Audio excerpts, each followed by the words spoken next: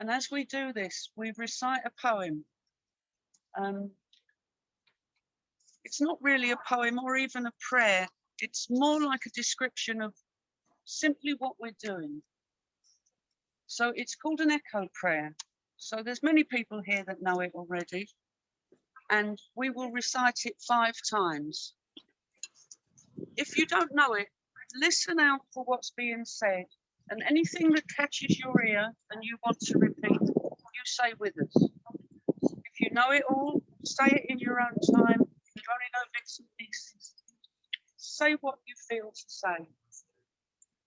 I must say, even though we're not in fear, we are obviously being careful.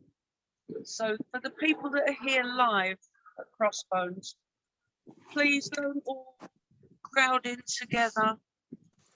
Some of us have had our jabs. Some of us have decided to wait a while. So we're going to be careful, and we're going to hang our ribbons in all different places at different times, and then step back to give other people room to hang their ribbon. So we're going to do that now.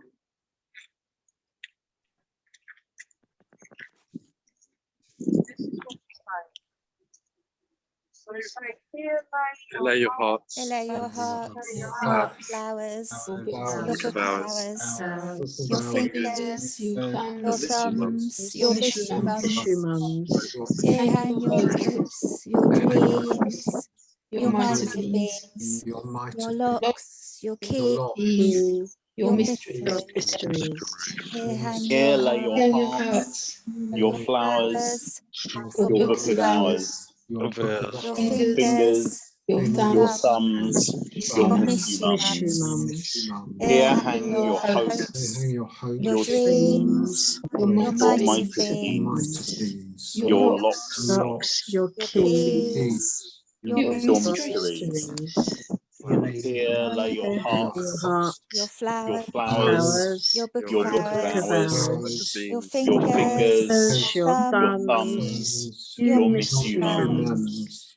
Here Here hang hang your hopes, your your dreams, your mighty mighty beings, beings, your your locks, locks, your keys, your your mysteries. your mysteries. Here lay your Here heart, lay your Lay your hearts, hearts, flowers, your flowers, book of hours, your your book of fingers, your fingers, thumbs, your mystery your mystery mums. mums. Here hang your Here hang your hopes, your your dreams, dreams, your your mighty mighty beings, your might of your beings, locks, locks, your keys, your your keys, mysteries, your your heart, mysteries. Here lay your your hearts, hearts, your Your flowers, your your book of hours, your Your book of hours, fingers, thumbs, thumbs, your your mystery mystery mums. mums. hang your Here hang your Hang your hopes, hopes, dreams, your dreams, your mighty mighty beings, your your locks, locks, your your keys, your mysteries. your keys, your mysteries.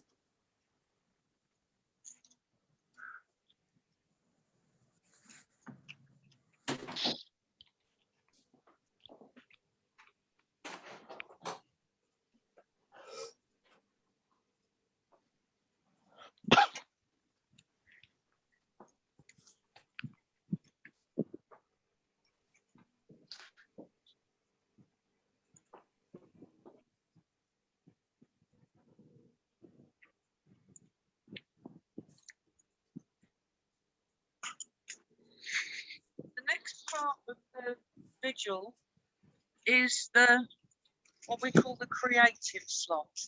So we invite anybody who's got anything that they want to sing or say or recite.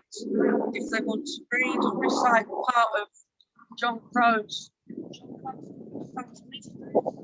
We usually start with that, and we usually close with that as well. There's always Jules' spot where he tells us some very interesting facts about some very interesting things. But for now,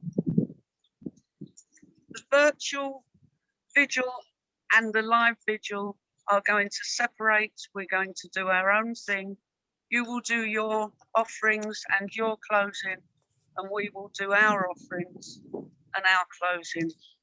And we'll see you next month. Bye-bye. Someone want to say bye? Bye. Thank you, Jen. Bye, Bye. everyone. Bye. Bye. Hi, Leslie. Hi, Bye. Joseph. Bye. Thank you. Bye. Bye, everyone. Thank you, Bye, everyone. Mark. Bye. Pleasure. Cheers. Thank you. Thanks, Mark. Oh, hello, Drew. Okay. Hello. I can't Here we leave. I can't leave are. the internet. Oh, but you Oh, can no. stay here. I'm You can stay. stuck in the internet Hey, forever. Mark, You can just stay. Hello, everyone. Wasn't that just the loveliest thing in the world? That was so lovely. I felt emotional. Beautiful. So now we've come to our part for creative offerings. And I must say, I have not prepared anything from the Southwark Mysteries. So I wonder, John, if you want to start, seeing as you are the Southwark Mysteries, you could begin our creative offerings if you wouldn't mind. Would that be all right? But I'll ask if anyone else wants to share anything today. I've got a poem. Jules, you've got your Jules's spot, haven't you?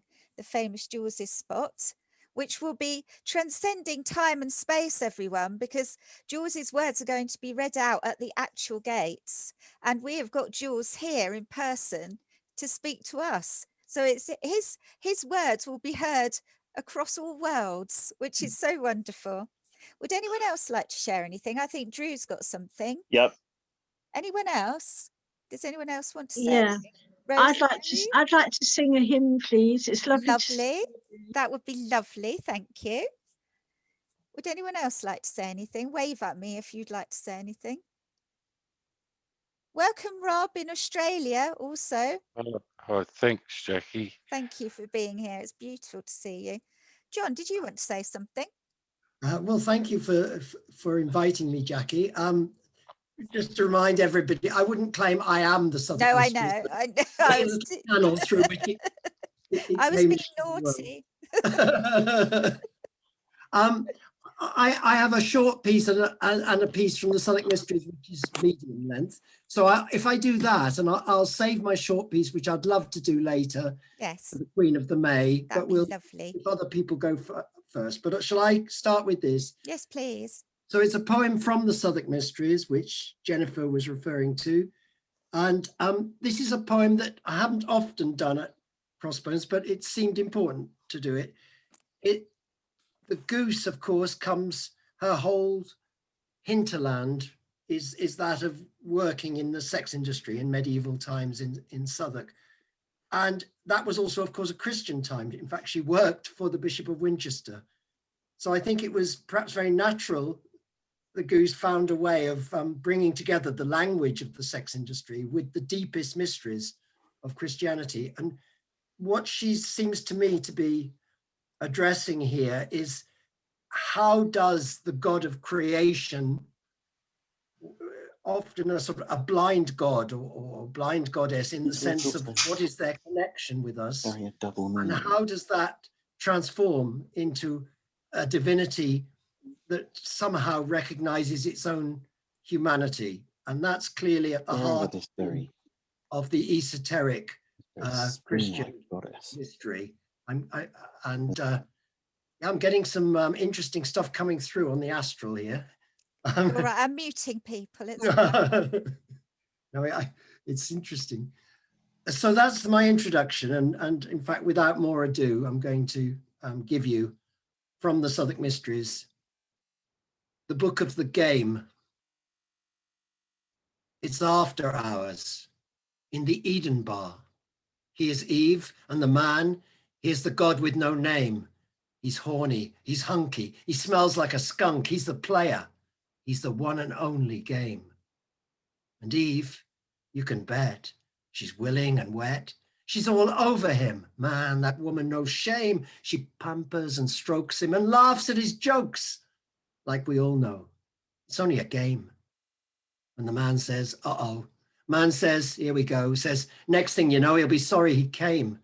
If God gets his way, there'll be all hell to play for playing along with his game. But God says, it's cool, man. I make the house rules. Are you in the picture or are you in the frame? Says, you're welcome to stay, but we play it my way. You ready? Let's play the game. And then Eve starts to shake. God hands her the snake, says, seek not to know what thou art, whence thou came. And the snake says, why not? It'll sure help a lot if we all know the rules of the game. And then God, ragged and raw, get Eve on the floor, and he give her what for, like he's staking his claim. When God gets to spunk, the man wake with a clunk, with his God on the nod and his girl on the game. Eve says, here, let candles be lit. Let incense sweeten the stink of the pit. Eve says, what say I mix us some snake bites? We go swallow the venom. We go into trance. Man, stop looking so blue. Let God do what God do. Let's vamp it. Let's voodoo. Let's let the dead dance. God says, darling Eve, you almost make me believe in a bull god who struggles his own nature to tame. Says Eve, tell me, dear, we get 'em all here, the man and his beast and his god of the game. Man says, excuse me butting in on this spree, not wishing to mince words or mangle or maim, but some dumb human trash got to empty the ashtrays when you too is done with your game. Yeah, it's after hours in the Eden bar. Outside, the whole damn street up in flame. Inside, it's just Eve and God and the man, all for one, locked on to their game. God says, man of Eve, do you think I would leave you alone here to shoulder the brunt of my blame? I go shack up with you, get to work on this stew, see what we can do with the game. I go live with the poor, with the man and his whore, the weak and the wounded, the sick and the lame. I go mourn my own loss. I go hang on my cross. I go beat myself at my own game. Eve says, God, don't die, without telling us why we struggle for breath. God, free us from death. We go open the cave, bring God back from the grave. We go heal God's body. We go kindle his flame. We go lay him on the bed. We go shake, go wake him up. We go raise him from the dead. We go turn every trick in the game to balm and to heal his wound, to reveal the human face of the God with no name.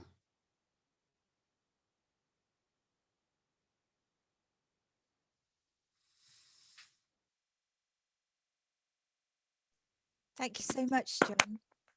Thank you.